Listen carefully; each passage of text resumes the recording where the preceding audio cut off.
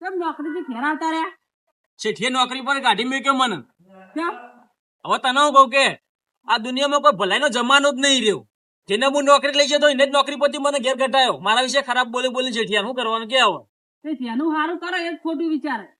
વાત તારી સાચી છે, પણ શું કરો, મને દયા આવી હતી. એ ઘેર બેસી રહ્યો હતો તો હું કોઈ લાય તને નોકરી લઈ જાઉં તો એનું પૂરું થાય.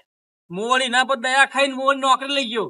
સારો મહિનો ખાલી મારા કાંઈ હેડ્યો, પછી તો મારા વિશે ખરાબ બોલી બોલીને કાઢ્યો મને બહાર. ના તારે મારી જગ્યા પર એ આવી ગયો.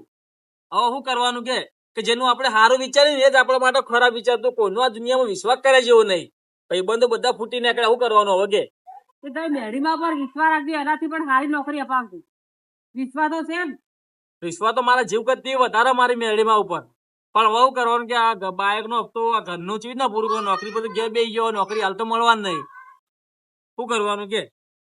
મને વિશ્વાસ છે કે મારી મેળી નોકરી હલાવશે, પણ હાલ હવે બેસી ગયો એનું હું. હવે ચિંતા ના કરજો, આવા ભાવ માણસો પર વિશ્વાસ ના કરતા. લો હડો ખાઈ લો હવે. સારું લેર હું આવજા. ખરેખર સાચી વાત કીધી હવે કે દુનિયામાં કોઈનો અત્યારે વિશ્વાસ ના કરાય. જેનો આપણે વિશ્વાસ કરીએ ને જ આપણા વિશ્વાસઘાત કરે. આજ મેં એની દયા ખાઈને લઈ ગયો નોકરી, આજ મને જ કઢાય નોકરીની બહાર. એટલું યાદ રાખજો મિત્રો, કાલ આ દાડો તમારો પણ આવી શકે. એટલે વિશ્વાસ રાખજો, પણ કેવા માણસો પર જેના પર તમને હદથી જ્યાદા વિશ્વાસ હોય એના પર. અત્યારે દુનિયામાં કોઈનું નહીં. જય માતાજી.